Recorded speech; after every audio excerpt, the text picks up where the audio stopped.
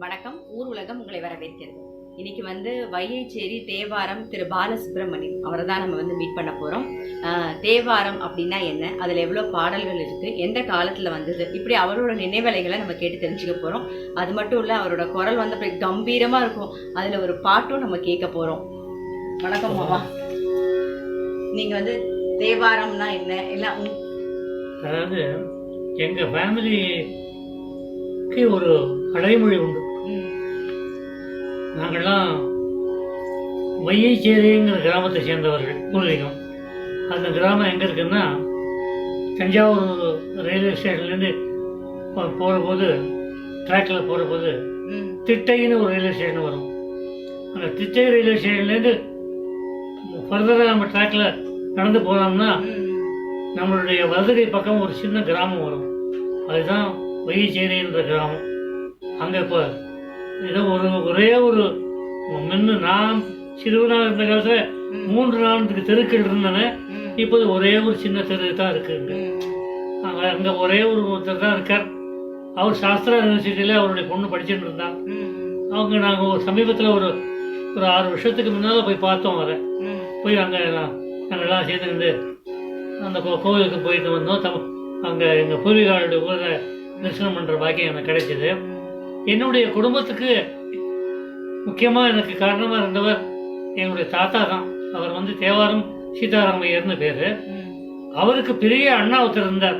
அவர் தேவாரம் விஸ்வநாதையர்னு பேர். இவர் 2 பேருமே தேவாரம் பிரதர்ஸ்னு அந்த காலத்தில் வணங்கப்பட்டு வந்தார்கள். எங்கள் தாத்தா இது சால்ட் சப் இன்ஸ்பெக்டராக வேலை பார்த்தாலும் எங்கள் அம்மா சொல்லுவாள். எங்கள் தாத்தாவையும் நான் பார்த்ததில்லை, எங்கள் பெரிய தாத்தாவையும் நான் பார்த்ததில்லை. பெரிய தாத்தா அந்த வையைச்சேரியிலேயே கணக்கு பிள்ளையாக இருந்தவா சொல்லுவான். கணக்கு அந்த காலத்தில் கணக்கு பிள்ளையெல்லாம் அந்த ஊர்லேயே தான் இருப்பாள். அவள் அந்த நிலவரங்கள் எல்லாம் அவளுக்கு தான் இன்சார்ஜ் பார்த்துட்டு இருப்பாள். அவள் 2 பேரும் மார்கழி மாதம் பிறந்தா நகர சங்கீர்த்தனம் ஒரு காலம்பரம் 4 மணிக்கெல்லாம் எழுந்து ஊர் பூரா அப்போ 4-5 தெரு இருக்கும். அவள் நல்லா தேவாரம்லாம் பாடிட்டு போகலாம். அதை அங்கே அந்த ஊரில் ஒரு பெரிய மகான் ஒருத்தர் இருந்தார். அவர் பேர் மகாவைத்தியநாத சிவன் பேர். அவர் ஒரு தடவை ரொம்ப குளிர் நடுக்கிறதுல கம்பளி போத்திக்கிட்டு கேட்டுட்டு இருந்தாராம். அதை எங்கள் பெரிய தாத்தா பார்த்துட்டார். அடாடா, நீங்கள் இந்த குளிர் நடுக்கத்தில் இருக்கிறீங்களே, இல்லை நீங்கள் அருமையாக தேவாரம் பாடுறீங்க, உங்கள் தேவாரத்தை கேட்டுருந்து என்னோட குளிர் ஒன்றும் பண்ணாது அப்படின்னு சொல்லிட்டு அவர் அதை பேசினார்னு. அந்த இசை உலகில் மகாவைத்தியநாத சிவன் ஒரு புஸ்தகம் இருக்கு. அதை வழிக அவர் கோமதி சங்கரையருங்கிறவர் அண்ணாமலை யூனிவர்சிட்டி வீணை வித்வானாக இருந்தவர். அவர் போட்டிருக்கார். அதில் நான் தெரிஞ்சுக்கிட்டேன். எனக்கு தேவாரம் சொல்லிக் கொடுத்தவர் எஸ்.வி. சுப்பிரமணியம்ங்கிற ஒரு மகான். அவர் திருப்பூர்னா பாடக்கூடியவர். நான் நங்கநல்லூரில் இருந்தபோது எங்கள் ஊர் வீட்டுக்கு பக்கத்தில் சுமார் ஒரு கிலோமீட்டர் தூரத்தில் தர்மலிங்கேஸ்வரர் கோவில்னு ஒரு பழைய கோவில். அது ஒரு 1000 காலத்து கோவில்னு சொல்லுவாள், சோழ காலத்து கோவில்னு சொல்லுவாள்.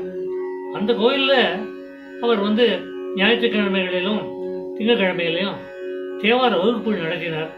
அப்போ தான் எனக்கு தெரிஞ்சது தேவாரம்னா இந்த தேவாரம் இந்த பண் இந்த அப்போ இப்போ ராகம்னு சொல்கிறோம், அப்போ பண்ணுன்னு பேர், அதில் பாடணும்னு தெரிஞ்சது. அதை சொல்லிக் கொடுத்தார். அதில் எனக்கு தெரிஞ்சது வச்சுக்கிட்டு நான் பாடிட்டு இருக்கேன். இப்போ இதெல்லாம் எடுக்கிறதுக்கு முன்னால் ஒரு சம்பவத்தை நான் சொல்லணும். 1985 ஜூன் மாதத்தில் ஆனந்த வீடில் வந்த ஒரு கட்டுரை, தூக்கிய திருவடின்னு ஒரு கட்டுரை. அதற்கு காரணமாக இருந்தது, நான் மகாபெரிவாளை மராட்டி தேசத்தில் இப்போ சாதாரான்னு ஒரு இடம் இருக்குது, இப்போவும் இருக்குது. அங்கே ஒரு சங்கர மடம் இருக்குது. அங்கே தான் மகாபெரிவாளுங்கிறது நான் காஞ்சி மகாபெரிவாளை சொல்கிறேன். அதாவது ஸ்ரீ சந்திரசேகரன் சரஸ்வதினு சொல்லுவாள். சில பேர் இல்லைன்னா மகா சுவாமிகள்னு சொல்லுவாள். அவள் அப்போ இருந்திருந்தா. நான் அங்கே சாயந்தர வழியில் போனேன். அப்போ சூழ்நிலை சரியில்லை. இப்போ ஒரு பாருங்க, நான் எழுதியிருக்கேன். ஆனந்த விடல இந்த கட்டுரை எழுதினேன். அதை இந்த தூக்கிய திருவடிங்கிற பேரில் எழுதியிருக்கேன். அதில் ஒருத்தர் சொல்கிறாரு, உனக்கு என்ன கேடு,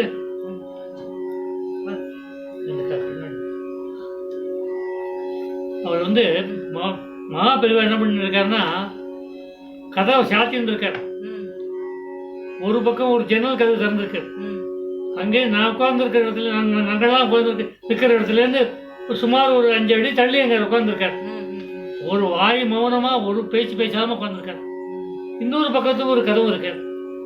அதுல ஒரு கீழே ஒருத்தர் உட்கார்ந்து, அவர் பேரு பின்னால தெரிஞ்சது அவர் நெய்வேலி மகாலிங்கம்னு பேரான். அவர் ரொம்ப சுவாதீனமா பெரியவாள்கிட்ட பேசுவாராம். உனக்கு என்ன கேடு, நீ பாட்டில் ஏன் கண்ட பேச்சை கட்டுன்னு ஊரா கால் வலிக்க சுத்துற, என் வீட்டுக்கு வா, உன்னை ஜாம் வச்சு காப்பாத்துறேன், கண்ட பேச்செல்லாம் கேட்காது அப்படிங்கிற. அவர் பெரியவா இது ஒண்ணுமே பேசல, பேசாம ஒரு பட்டக்கட்டைன்னு சொல்லுவா. அதாவது ஒரு கட்டை வந்து ஒண்ணுமே உணர்ச்சியே இல்லாம அப்படி இருக்கும். அப்படி இருந்தார் அவர். எனக்கானா என்னுடைய மூத்த பொண்ணு லலிதான்னு இருந்தா, எப்போ இருக்கா, அவளுக்கு கல்யாணம் ஆகலேன்னு ஒரு கவலை. பெரியவாளுடைய அனுகிரகத்தை பெறணும், அவளுக்கு எப்படியாவது கல்யாணம் ஆகணும், பெரியவா ஆசீர்வாதம் பண்ணணும்னு வந்துருக்கேன். சாதாரண க்ஷேத்திரம் எங்க இருக்கு, நான் அப்போ வந்து நங்கநல்லூர் ஒரு பக்கத்தில் இருந்துருக்கேன். அங்கேருந்து வந்தேன். எனக்கு ஒரு தேவாரத்தை எடுத்த வேணும். எல்லா உலகமும்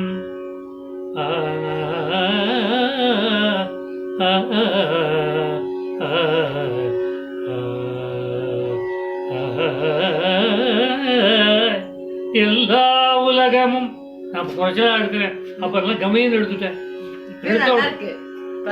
வயசாகிட்டு 88 வயசாகுதுன்னா அப்போ வந்து அவர் எடுத்த உடனே அந்த மகாலிங்கம் வாய்ஸ் அப்படியே அடங்கி போயிடுச்சு.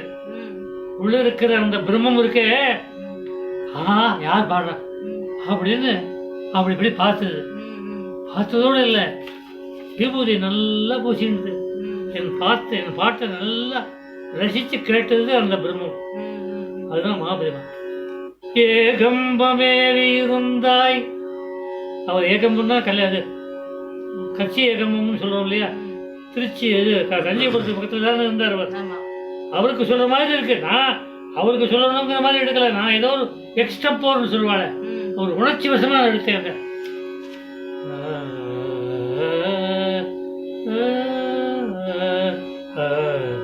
மன்னிக்கணும் ஏதாவது தவறா, அது வந்து அரிக்காம்பொயில் தான் பாடணும். அது நல்லாரை நன்மை அறிவாய் நீயே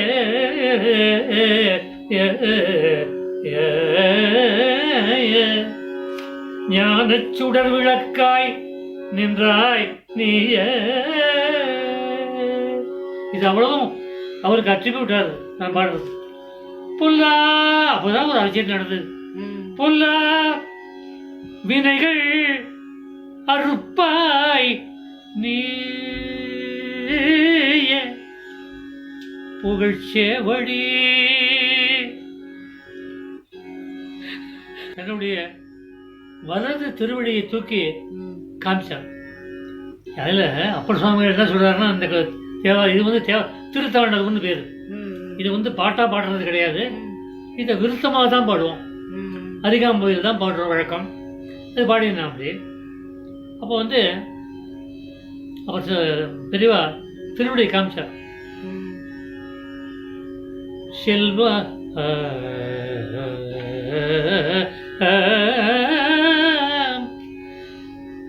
நல்லாரை நன்மை அறிவாய் நே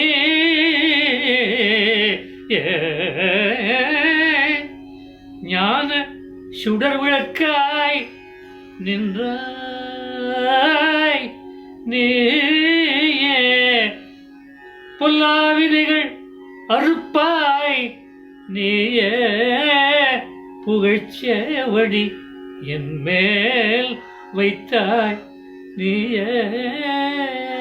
கடைசியில் 2 அடி இருக்கு. செல்வாய செல்வம் தருவாய் நீயே, திருவையாறு அகலாத செம்பர் ஜோதின்னு பாடணும். அந்த 2 அடிகள் என்னால் பாட முடியல. நான் கொஞ்சம் நேரம் ஆசுவாசப்படுத்திக்கிட்டு மற்றொரு பாட்டு எங்கள் தாத்தாவுக்கு ரொம்ப பிடித்த பாட்டு, தேவரம் சீதாராமன் சொன்னேனே, எங்கள் அம்மா சொல்லுவா, அந்த பாட்டு பிடிக்கின்றா, அதை கற்றுக்கூடாம்பா. மதர் பிறை கண்ணியா நே மலையான் மகளோடும் பாடி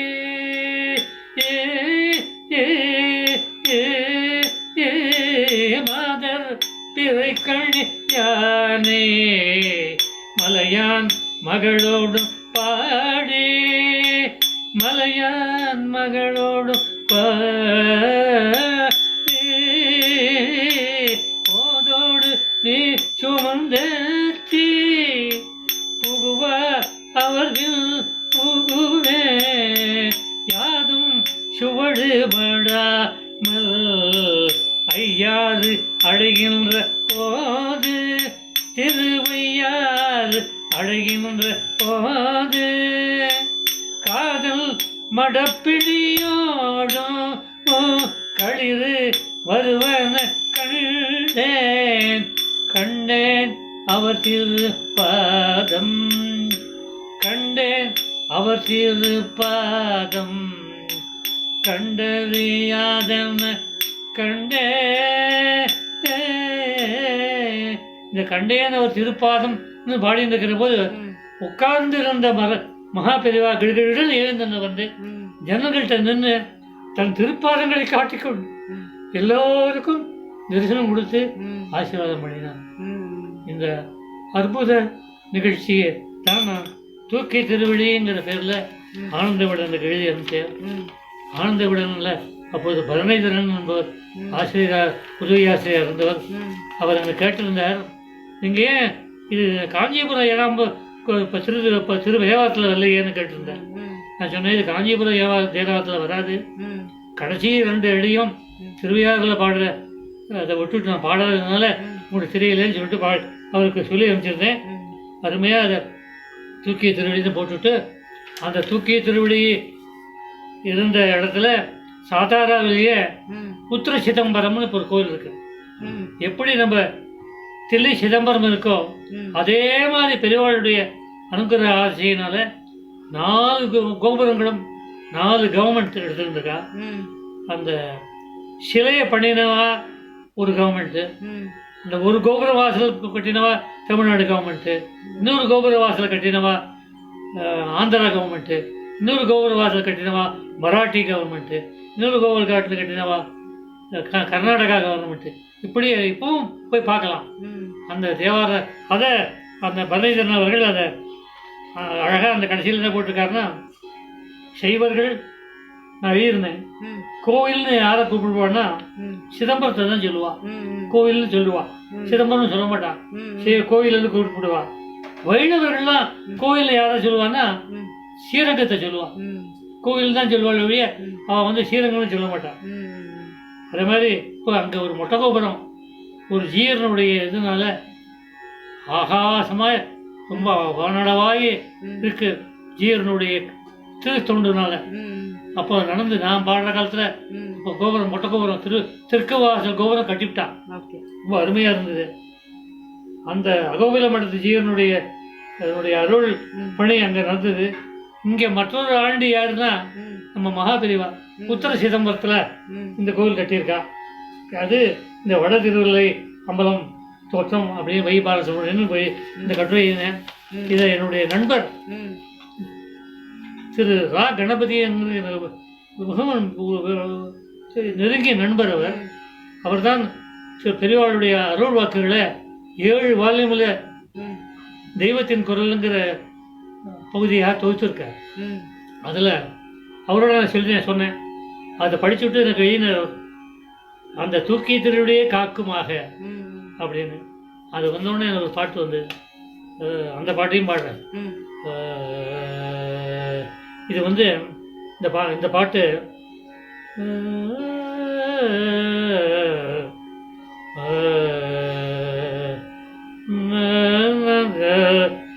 ரீதி கவுள ராகத்தில் பாடியிருக்கேன்.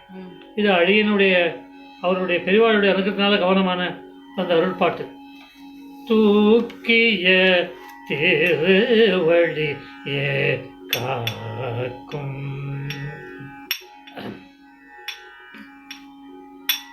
குருநாதனின் தூக்கிய திருவழியே காக்கும் நம்மை காக்கும்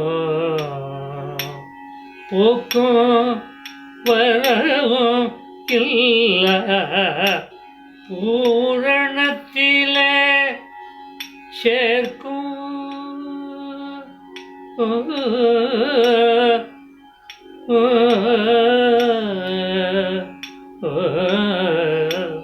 பொல்ல வினைகளை எல்லாம் பூண்டோடு மாய்க்கும் அந்த தூக்கிய திருவடியே காக்கும் சங்கட சஞ்சல மன பேயை விரட்டும் சத்திய சந்து மார்க நெறியினை காட்டும் தஞ்சம் எந்தழை தாபத்தை போக்கும் தாபத்தை ஓட்டும்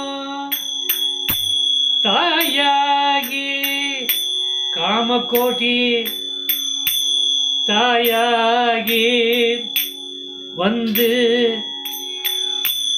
அருளே ஞானப்பால் ஓட்டும் அந்த தூக்கிய திருவடியே காக்கும். அந்த தூக்கிய திருவடியினுடைய அருட்கருணையினால அவருடைய கருணையினால தேவாரமானது புகழானது தெய்வத்தமிழ் பூசையானது எல்லா இடத்துலையும் பரவணும்னு அதையும் பிரார்த்தித்து இருக்கிறதோட இதை நான் முடிச்சுக்கிறேன். தேவாரம் இந்த புத்தகம் உலகங்கிறது இந்த குறிப்புகள்லாம் சித்திரா அம்மையார்கிட்ட நான் கொடுத்துருக்கேன். அவர்கள் அதை படித்து பார்த்து விட்டு என்னென்ன உண்டோ அதெல்லாம் தெரிவிப்பார்கள் நினைக்கிறேன். நீங்களே உங்க வாயில சொன்னா ரொம்ப நல்லா இருக்கும் மாமா. தேவாரம்னா என்னன்னு சொல்லல, என்கிட்ட சொன்னதை அப்படியே சொல்லுங்க.